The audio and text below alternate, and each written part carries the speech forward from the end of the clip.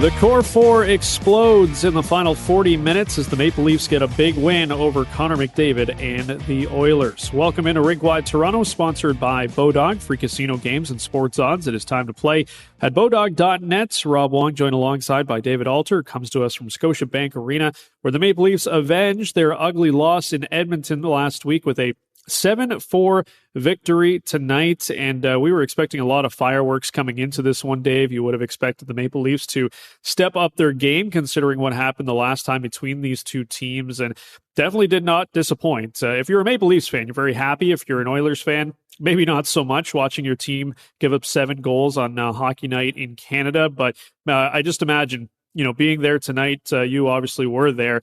It must have been electric because the fans were clearly loving every minute of this one, even when the Leafs were down, 3-1, getting to see Connor McDavid and company do their thing. But what was it like being in the building tonight? Yeah, it certainly did come alive when Mitch Marner got that goal that he did, which we'll talk about, that made it 3-2. Before that, it was not a very exciting first period. Kind of was waiting for when the Leafs were going to turn on the switch, and then Mitch Marner with a couple of excellent reads, one resulting in his own goal, the other an assist, really changed the complexion of this game. Because, before that, I was probably going to focus on the goals that were scored on Matt Murray, because the Leafs were kind of pushing the pace, out shooting their opponent, but the goals that were let in were not very good. And I thought this was an important game for someone like Murray to kind of show well against a top team, or at least a team with weapons, as opposed to a team like Vancouver where he's just coming back. So, but the Big Four explode in a big way. William Nylander ties his career high in goals and has plenty of games to go. It certainly bodes well for the Toronto Maple Leafs offensively. It got physical. It got really exciting. You saw the newcomers make their imprint, especially Noel Acciari, and who, by the way, got the belt tonight.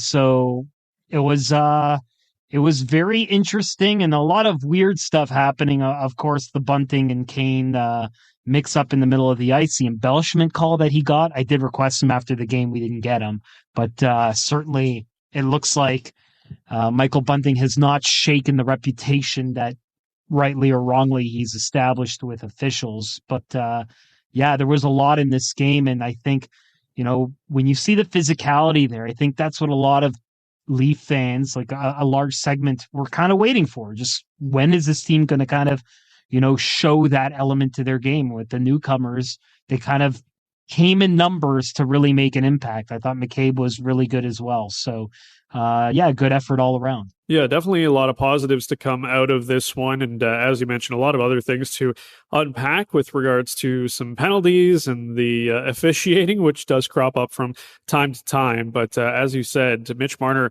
and the reads, the takeaways, everything was there tonight for Marner in that second period. The Leafs with just an electric 3 minutes there where they scored 3 goals unanswered to take the lead, and Marner with 2 takeaways that immediately lead to goals. Of course, the first one that he takes and just makes an incredible move. I was trying to think of how many guys in the NHL would even think to do that, and it's probably a handful. There are other guys that have that type of skill, Connor McDavid being one of them, maybe even an Austin Matthews or, a guy like Jack Hughes. But, just an incredible play by Marner to get that 3-2 goal. And then shortly after, takes another puck away with a great anticipation stick play, and then feeds it to William Nylander, who slots it home for the game-tying goal. And John Tavares, then after that, would get the go-ahead goal on a nice takeaway from Austin Matthews. But let's hear from Tavares, who talked about the anticipation of guys like Marner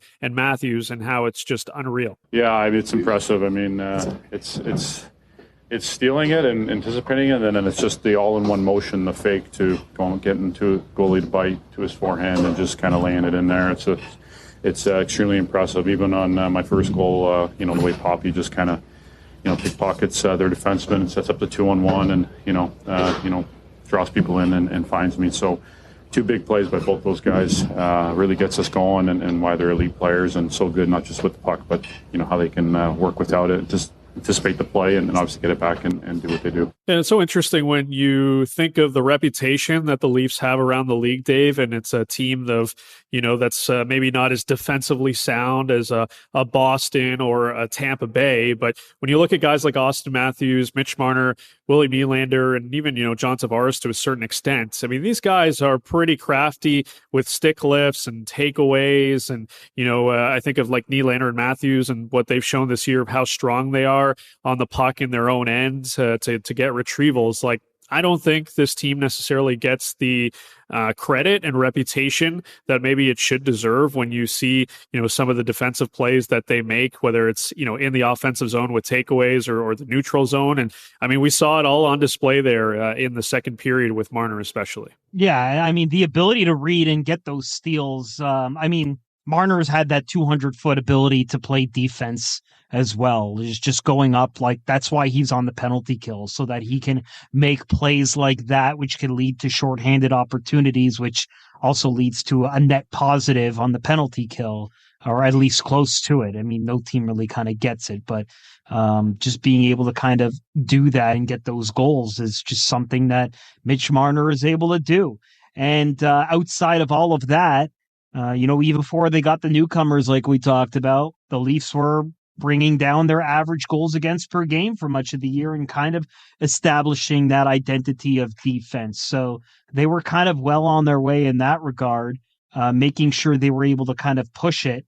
And then they just kind of saw that they were on the goal line and were able to kind of push it through by getting these other guys that also come with a hard to play against defensive mindset. So now they've kind of sprinkled everything they feel they need that has to kind of put them over the top when it goes to the playoffs. So they've got a lot of games left to play here. We can argue, which we will for many of these post games, that there might not be a lot on the line, but as Tampa starts to crater a little bit, and as Toronto starts to tinker and see what works and what doesn't, these are going to be critical points to kind of make sure any gremlins out of their game or any bad stuff is gone, because there's, I'm not going to be a pessimist, but there are still flaws. I mean, being able to kind of dig themselves out of it and win, great.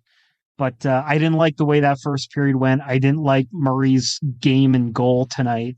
And that's kind of where I'm thinking to myself, okay, they've got these games. They can kind of roll with it and iron this out. And then when it comes time to turn it on, they have to be the way they were against the Oilers for a whole 60 minutes and not for, I don't know how much of the second period and onward that was for the Toronto Maple Leafs, to just kind of be able to kind of spin off and go. That's really what they need right now. They need what they showed in that turnaround for a whole 60 minutes. And we haven't really seen that with the new guys yet. So I'm very curious to see how they kind of push that pace for a second half of the game into a whole 60 minutes. Yeah, I mean, that's sort of the difficulty right now of, looking at some of these games, and, they haven't all been perfect. I even go back to the New Jersey game where they had to, come back and win that one. It wasn't a perfect game by any means. And same with tonight. There were some stretches where things were going really well, but you can't count on 3 goals in 3 minutes very often. And, you mentioned Matt Murray, who we'll get to, and, some good, some bad for Murray tonight, but the offense definitely bailed him out tonight with 7 goals. And I think it's, just good to know that the Maple Leafs still have, that type of game in their arsenal if they need it, because this year it has been more about being a defensively sound team and, not so much trying to take chances and try to generate offense. It's, playing smart hockey. And when you need to turn it up, you try to turn it up. And, today as well, we talk about the takeaways from guys like Marner and Matthews. I mean, you have to kind of look at it the other way as well. Some pretty big bonehead mistakes from the Oilers to give those pucks away in the spots that they did. So it's kind of give and take, or chicken and the egg, like which comes first, the bonehead mistake or, the impressive takeaway by the Maple Leafs. But, they'll take it. And, of course, you got to give them credit for, coming back after a 3-1 deficit where things look like they might start to slip away for the Maple Leafs tonight. But as we mentioned, the core 4 all scoring in this one. John Tavares with a pair He's now got 30 goals on the season. Austin Matthews with his 30th goal of the year. William Nylander tying a career high with number 34, and Marner with his 24th of the season. But definitely, we expected coming into this one, there would be, some playoff intensity, some animosity. It's a Saturday night game. Connor McDavid, Austin Matthews. The Leafs obviously want to, show that they're a lot better than the last game. And I found this one kind of strange as far as the, officiating went, where there were a lot of coincidental minors called. I mean, Austin Matthews and, Connor McDavid get into it, and they both go off for, minors. Right. And then it happened later with John Tavares and Vincent Desharnais, I should say. Happens later with Michael Bunting. And I don't know how you felt about it, but it seemed to me like the refs came into this one and said, if we're going to call something and we see, both parties taking part, like, we're going to just send both guys off. Like, it's pretty crazy to me that you had that many times where, both guys went off. Because sometimes you see it, one guy gets called, and then the next time they'll call the retaliation, and you'll kind of balance it out that way. But for tonight, for the refs to be like, no, you're both gone, it just felt a little premeditated. They are responsible, in my mind, for letting this game nearly get out of hand. Because I don't want to say premeditated as well, but it seemed as though they were trying to let the teams decide the game and not let penalties decide it. And they kind of psyched themselves out, because there were some ridiculous even up calls. And probably the most egregious one was the Michael Bunting embellishment one with Ryan McLeod, because that's a clear, they know Michael Bunting's reputation in their mind, not saying it's fair or unfair. And so they're going to call that. And it looked like a regular fall along. I don't even know how you embellish a fall like that, because he's up already in the air along the glass before he comes down. It's not like the other obvious embellishments where there's like a trip and the guy jumps. And I've seen those not get called. Like, this was just silly. And so what happened was, that happens. Then when he comes back out of the box, him and Evander Kane are involved in what looked like a figure skating pairs routine in the center of the ice, because they're both grabbing each other's hip and spinning around before that went on for, I want to say, 40 seconds. And the officials were letting play go, and there were obvious penalties there. And this got really out of hand, because by the time they whistled to play dead, both guys are coming to blows, and one of those guys could have lost their cool and just completely lost their stack, and we could have seen something egregious happen. And yeah, you could say that players need to kind of calm down, but where are the refs in that situation? Like, whistle that dead, call something, and then you're not going to have that, because when you have even ups, and if you even up all the time, then it's just going to get out of hand, because you're just going to have more scrums, and it lacked the flow. I mean, it was exciting in the moment to kind of see some of that stuff, but then it really got out of hand in that one with Kane and Bunting. And I honestly thought, this is not good, because one of these two guys is going to lose their cool with how long this is going to go, and a suspension is going to result in to one of the players because of someone losing their cool, when this should have been whistled down a while back, especially because it was those two guys. Yeah, it was very strange how long the refs let that play go on until it was whistled down. But Mitch Marner saw that, of course, and Evander Kane was in the mix of a lot of different things tonight with Michael Bunting and Jake McCabe. But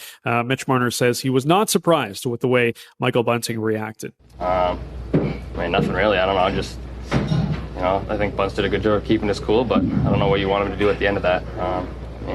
He kept his cool all the way till the very end, and I think eventually everyone's going to snap on that kind of thing. Yeah, I don't blame Michael Bunting for feeling that way at all. And it's interesting because it kind of ties into what has gone on recently with him this year, where he, of course, has been trying to draw a lot of penalties, and he definitely does. But of late, referees seem to be more on notice about not letting him get away with those type of things. Let's put it that way, and not to be shown up, if you will. And we know there was a stretch where Michael Bunting was very vocal on the ice with the referees about, the penalties that maybe weren't getting called in his favor. But the game just has not been, great for Michael Bunting of late. I know tonight was weird because you had 11-7, but I thought again, Dave, it just, did not look like the guy that we've been accustomed to seeing. And he's clearly searching for it right now, trying to find consistency.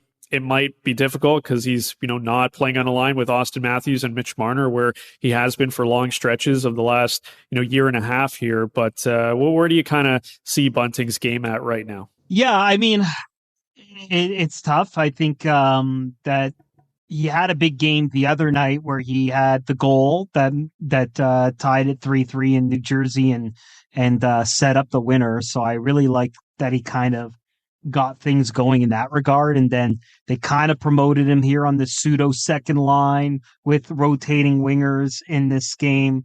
But leading up to it before that, he was definitely struggling, and they just kind of had to put him into a spot where he could feel he has his confidence back. And so it's tough because I think for a while he was able to just kind of get in there, be that pest at the net, draw penalties, do those things. And when he goes to the net and he feels he can do it unencumbered,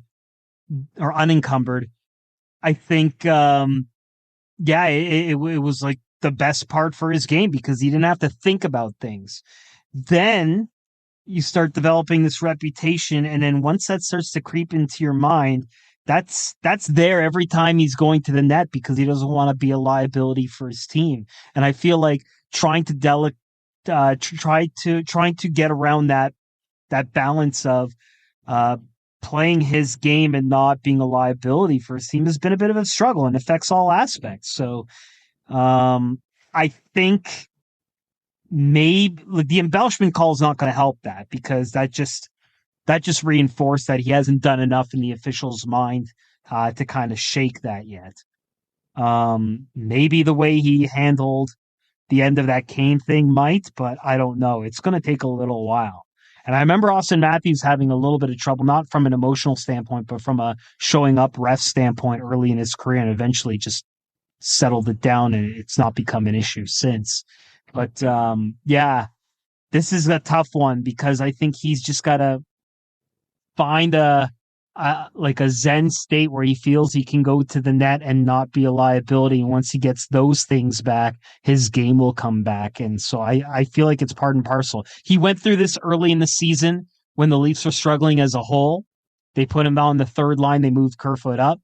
And then he eventually found his rhythm and he moved his way back. And so that's what the Leafs are counting on again this time around. Yeah, as you mentioned, he's been through this before, maybe not to these depths where he's ending up on the fourth line like he was last game. But again, tonight, the numbers definitely not good for Michael Bunting. Just taking a look at moneypuck.com and 5-on-5, his expected goals for percentage, 4.9%. That is not a typo. It was not a very good night for Michael Bunting, but they clearly, I would think, want to have him work his way back up there. This is not the ideal setup with Alex Kerfoot on the top line with Austin Matthews and Mitch Marner, but Bunting right now not exactly deserving of playing in the top six. Austin Matthews, meanwhile, as we mentioned, scored his 30th goal of the season tonight. And of course, a lot of anticipation coming into this one. How would things go with Austin Matthews and Connor McDavid in yet another matchup? McDavid getting the best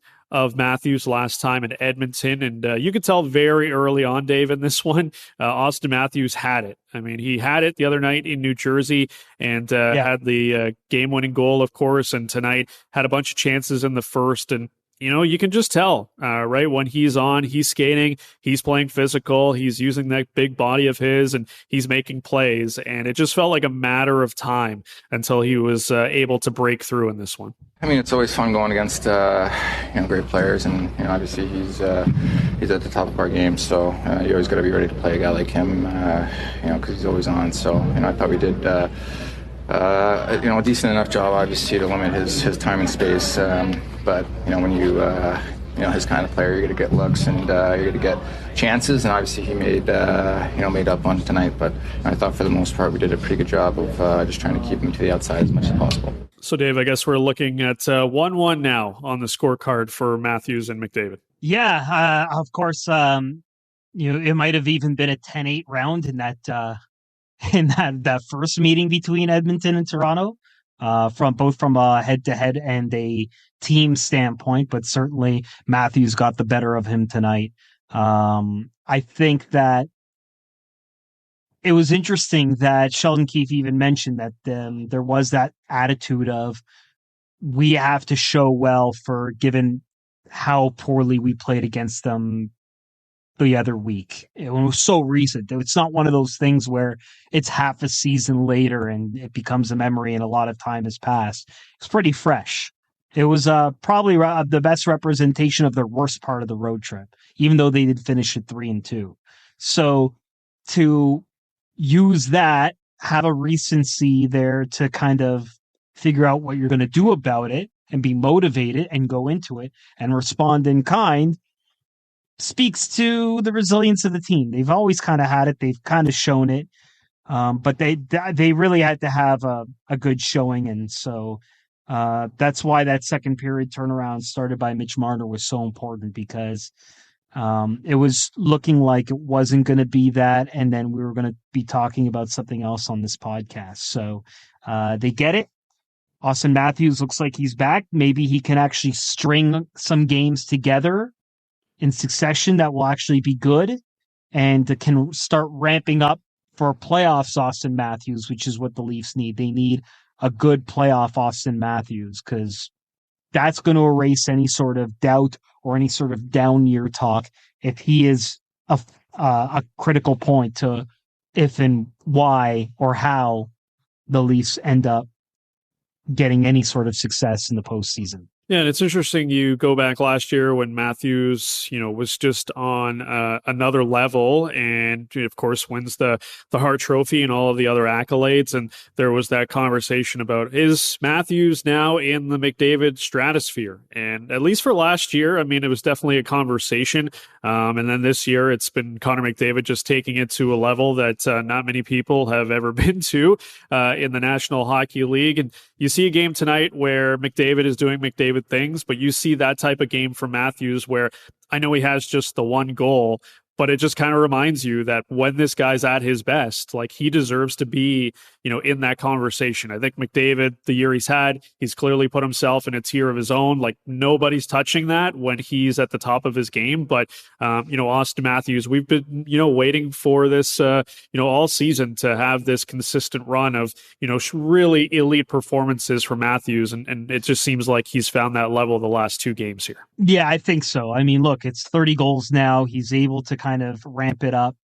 I mentioned this on the podcast, the last one and the one before that, like when he took that shot block, and you mentioned that it still kind of stings a little bit, even though he's good and he's fine and he's playing.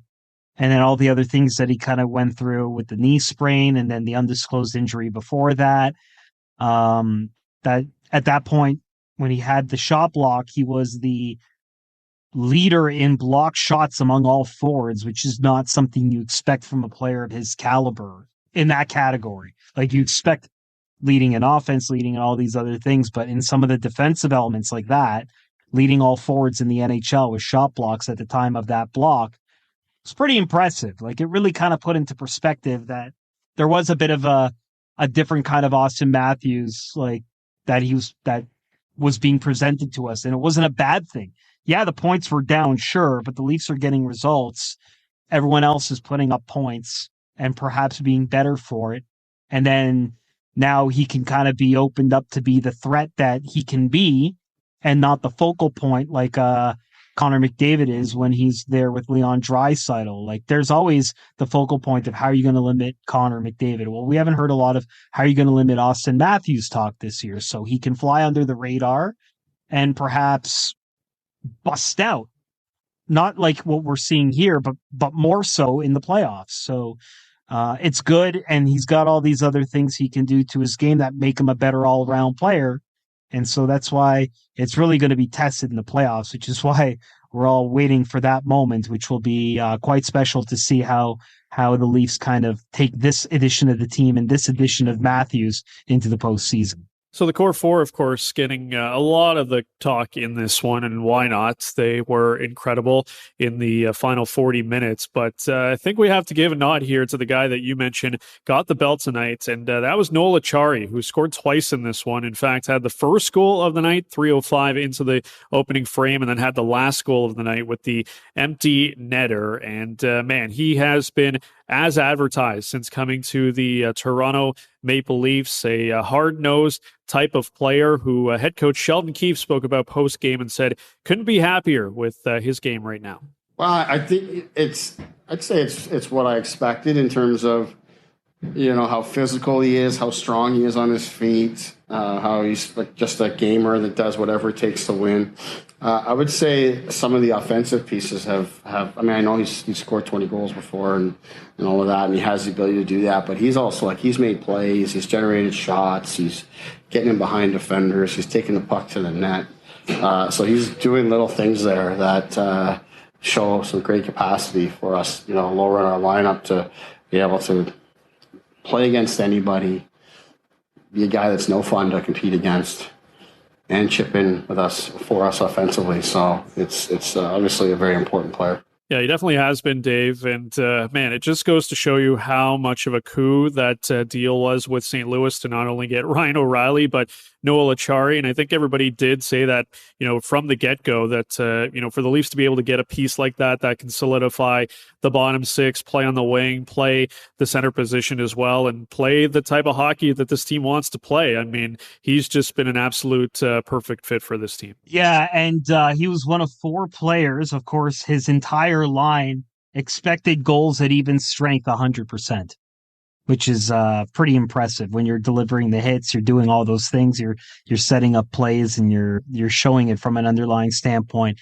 It's not too often that the Leafs' fourth line is 100% in expected goals against a good team.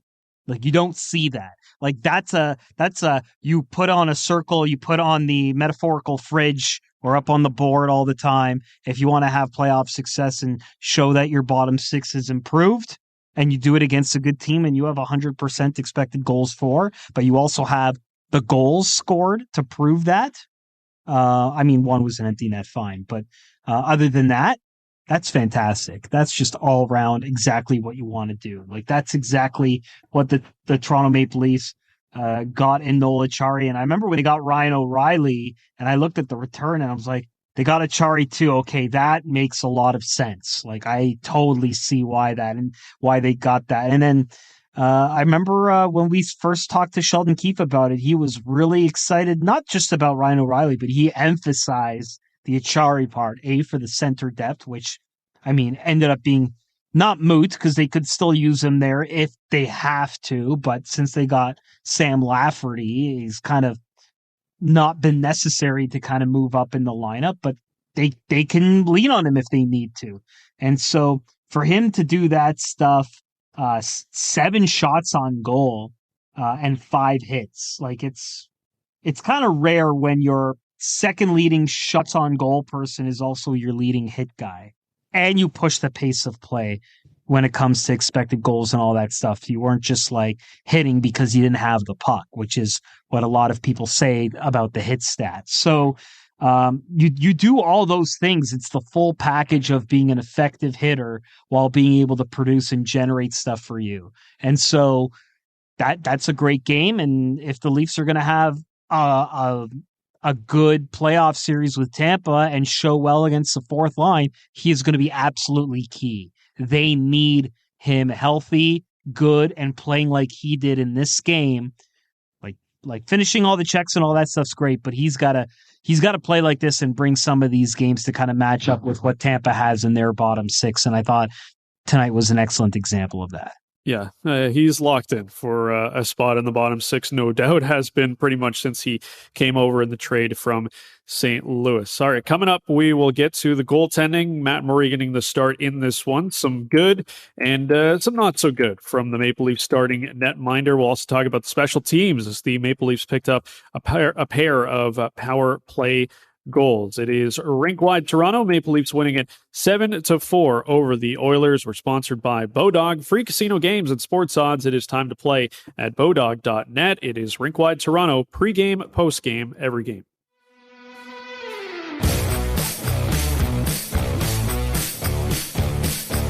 It is Rink-Wide Toronto, sponsored by Bodog, the place to play free casino games and get the latest sports odds. Rob Wong joined alongside by David Alter at Scotiabank Arena.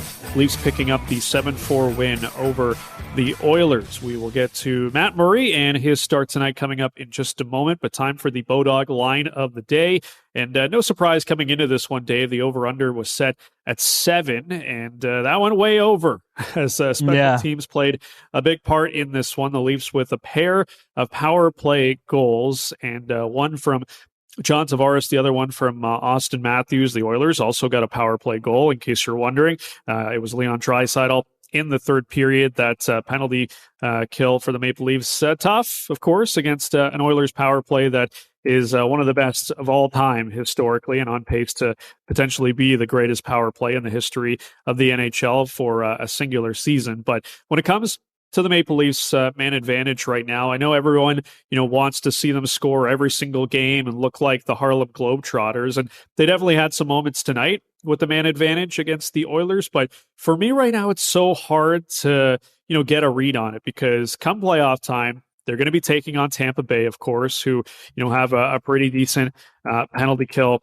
on the season. If I just quickly look up the metrics here, and, they're running right now at an 80% clip, at least prior to tonight's game against the Chicago Blackhawks. But the Oilers coming in at around 75%, which is just a shade worse, of course, just a few percentage points. But, my point is, when they take on bad penalty kills, like, I don't want to read too much into it. But then again, you also want to see them have results against anyone, right? Like that's sort of the conundrum here with the Leafs power play, that when they score goals, that's great. But then you take a look at the penalty kills and you're like, woof, they're really bad. So of course they should score here. How are you trying to, I guess, analyze what's going on right now with the power play? Are you looking more at process than results, or are you looking at the results over the process? It's tough because, you look at recency and it's not good, right? Like they went on, before that Vancouver game, I think, or going into it, they were like 2 for their last 28, something like that. And then they had that really bad power play against the Canucks where they gave up 2 in the same one, and that changed the complexion of the game. I go back to my only concern with the Toronto Maple Leafs, and this is the fact that they just have this tendency, and it's not isolated to them, so I'm not getting critical of them or the core four or anything. But like they just have, there's just this way where they, sometimes you just don't turn it on against the teams like Vancouver or whatever, and sometimes the power play is emblematic of that, where if the penalty kill is especially bad, maybe they just think they have more time and can do one more pass and just be a little more cute with it, and it goes back. Is it a problem that's going to happen in the playoffs? It shouldn't be, but you kind of want to have a steady focus throughout an 82-game season and not show these laps. Although it's impossible to demand perfection because good teams lose to bad teams all the time. So it's hard to kind of compartmentalize if it's a Leafs problem or if it's a league-wide problem all the time. Like I was commending the fact that for the first half of the season, we were talking about it on the podcast, that at least the Leafs hadn't had games where they were completely embarrassed and the doors weren't blown off. It eventually happened, I believe, 1 or 2 times where they gave up like 5 or 6 goals or whatever, but it was never like an embarrassment out there. Like Sheldon Keefe got mad at his team, but it wasn't super embarrassing. But yeah, like they still have that tendency at times, and the power play is a simple example of that where, they have a good power play. They can score. They're up there with the league, but at times they sit back, or they don't have the right mix, or they don't, or they get predictable, and then they can't score, and then stuff happens to them and it's not good. So it's something they're going to have to figure out for the playoffs for sure. Maybe they have some things that they're working on that they just don't want to unveil until then, so that they can really kind of play football with it, where you just don't let the other team see the playbook, the secret playbook that you're kind of working on. Who knows? Yeah, that's not a bad idea that you try to keep some of the secrets there. But, it's just a case where you have to kind of look at the situation with the power play, and, you just want to see some consistency. And, they're not going to score every single game with the man advantage. Even the Oilers, I'm sure if you looked it up, don't score every single game on the power play, even though it feels like they do that when they're clicking at over, 30% on the season. But, there's been question marks at times about Morgan Rielly being on the power play. But, I thought tonight did a really solid job of, managing it on the back end and making sure that the puck got to the right guys in the right spots. And, there's a tendency sometimes for the Leafs to hold on to the puck too much, but they were, definitely working it around tonight. So that's what you want to see from them moving forward. Come the playoffs, we know they're going to get a bunch of opportunities on the power play. And in years past, they haven't been able to convert. And who knows, maybe it's a bit of a mental block because they do go through stretches where they, struggle to score on the power play. But, you have a game like tonight where you come through a couple times, that's, going to help the confidence, I would imagine. So, it's going to be a talking point and a big key come playoff time when they take on Tampa Bay. Will they be able to score power play goals? Because if they can, that will definitely give them a big advantage. All right, let's get to the goaltending. Matt Murray tonight getting the start against the Oilers, and was not great at times. Some pretty bad goals that he gave up. I would say, all four that he gave up were not particularly good. That being said, and, we'll get to the bad, I have to give him credit because after that, third goal where the Oilers went up 3-1, the McDavid goal, he did shut the door, and he kept them in it, came up with some big saves. I think it was right after that, a few minutes, the Oilers had a chance to make it 4-1 on a 2-on-1, but Murray made a big glove save on Warren Foegele on a redirect. Yeah, I remember that. To keep it at a 2-goal game. And then in the third period, before Leon Draisaitl's fourth goal of the game for the Oilers, he made a bunch of big saves, including one on McDavid, but then he gives up the stinker to Draisaitl in the power play. So, it's one of those games where you look at the whole and everything and you say, well, they got the win. But unfortunately for Matt Murray, there were definitely some glaring issues in this one that didn't make you feel too confident about it. Hindsight is 2020, Dave. And if we were to do it all over again, I'm sure maybe the Leafs would want to start Ilya Samsonov in this one. And I was definitely surprised about that because for everything that he's done, you would have thought, even coming off that New Jersey game with all the rest, you reward the guy for his performance and give him a chance here in a big spot against the Oilers. But the Leafs go to Matt Murray and, he was not great at times. No, all the goals were bad. Like, that's just the plain and simple of it. And sure, yeah, he did make timely saves to keep it within 2 goals, and all that stuff's really important because it did turn the tide. And at the end of the day, you really are kind of judged by your wins, although Peter Mrazek did have a winning record in Toronto as well, but whatever. What I'm trying to say is I don't disagree with why he got the start. I think they do feel that Samsonov has played a lot of games and there is fatigue concerns and all those other things where you're just trying to make sure that between now and the playoffs, if Samsonov is your guy, which you believe he is, that he is not burnt out. This is a higher workload than he's used to. There have been times where it looks like he either gets hurt or something and he's able to shake it off, that it's like one of those warning signs, but it's like the beeping in your smoke detector, right? It's like the warning, you better change the battery at some point soon or we're going to get really annoying.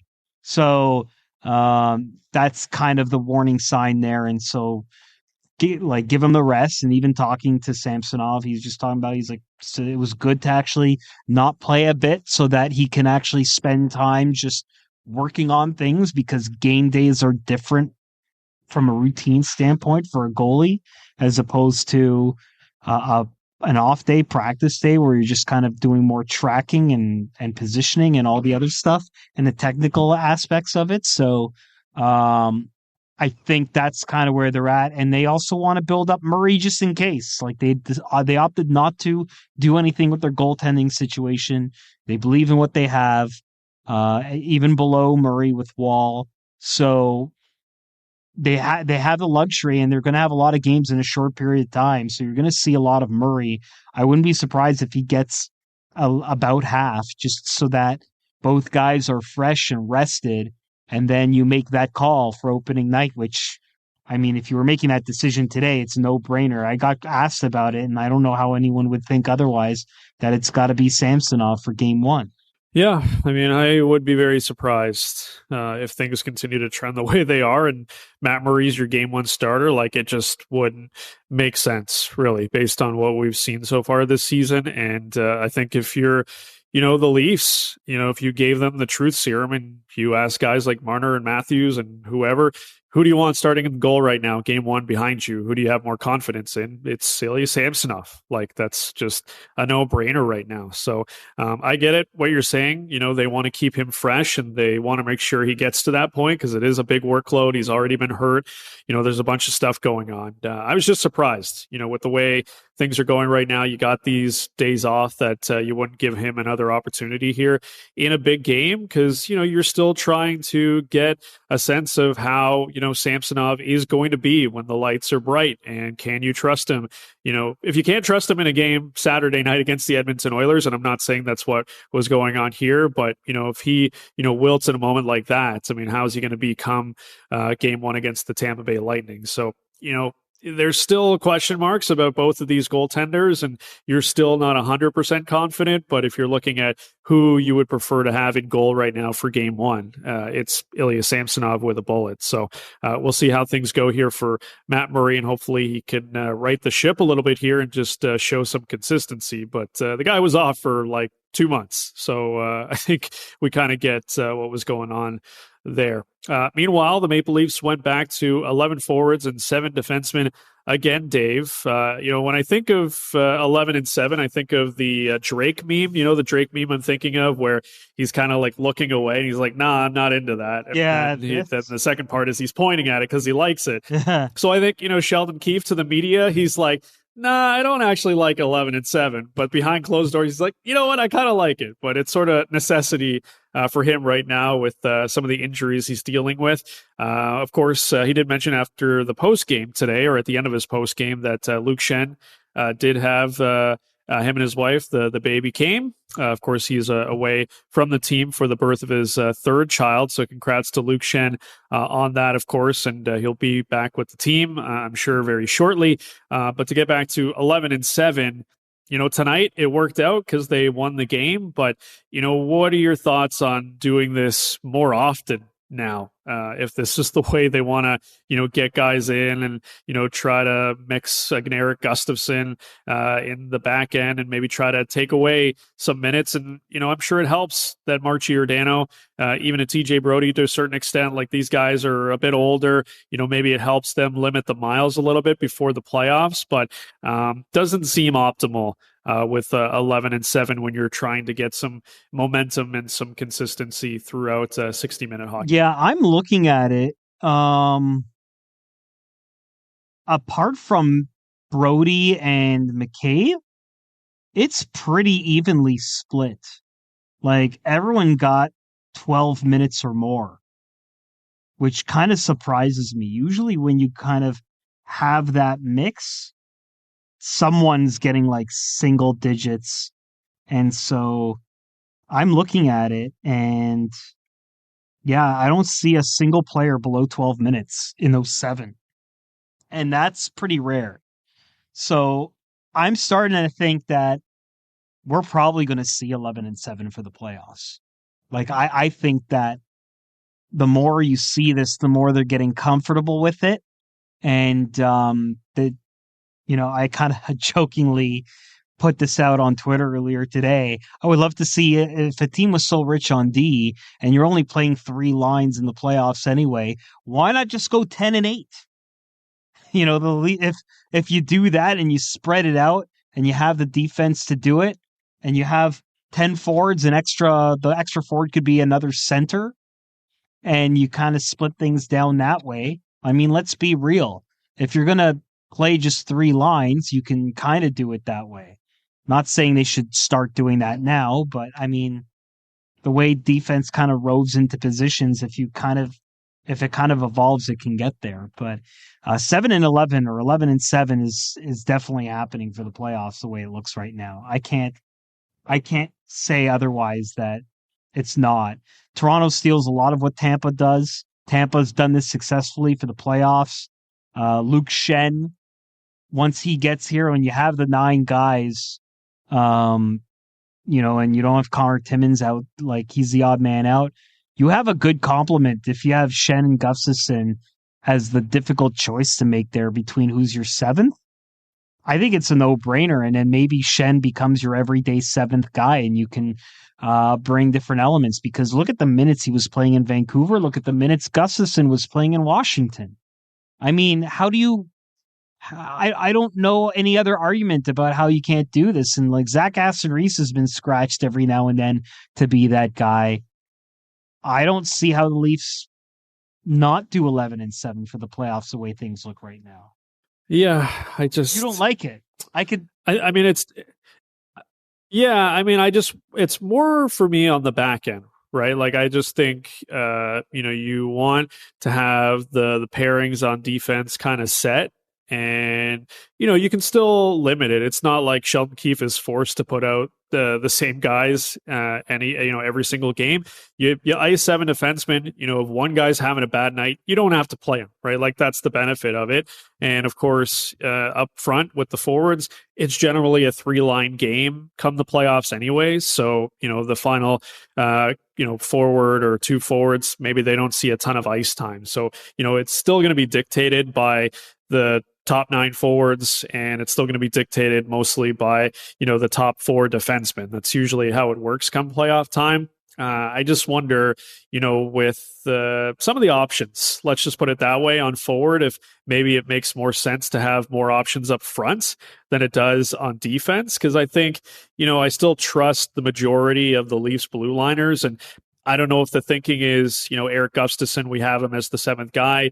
He can run power play too, because you don't really have someone that can run the second unit as well as he can. So, that's probably the benefit of going 7 defensemen. But then again, you don't necessarily trust him playing 5-on-5 in his own end. I mean, he's really just a power play specialist, and I don't know if that's being too harsh on him, come playoff time. But, you're going to be leaning more on McCabe, Brody, Riley, Giordano, Hall, and even Liljegren to a certain extent. So, it's just interesting that they've gone this route, when Sheldon Keefe is like, I don't really think of it as the optimal look. So I think it's interesting that you say that, you feel like this is where it's trending. Yeah, I honestly think it is. It's been a very interesting setup right now. I think Tampa does it pretty well. When Luke Shen comes here, I don't see them necessarily wanting to sit a 7th guy. I mean, I see that decision of who to sit on offense easier than who to sit on defense. That's really what it comes down to. And the fact that they got it so evenly split right now with those 7 guys, and that they've done it 3 times in, I guess it's 4 games. I think they've got a handle on it. When practice started yesterday, and we saw the lines, we saw Simmons there. Like, I had to put the caveat there that they're definitely going 11-7. Before they even said it, you just knew. You knew there was no way that Hall was being scratched, combined with Simmons coming into the lineup when he hasn't even practiced with the team in God knows how long. It just made no sense. So the 11-7 just seems to make sense. Once they have Ryan O'Reilly back, I think Zach Aston-Reese becomes the guy that kind of goes out and they rotate other wingers there. And then they could make those decisions based on injuries if they want. And that's what Tampa did. When they felt they were defense rich, they'd go 7-11, especially if there were more forwards that got hurt and they didn't feel good about the next man up for that role on offense versus what they had on defense. That's kind of the luxury of the 11-7 is when the Leafs short up on D, it's an option for them if they feel they're thin up front.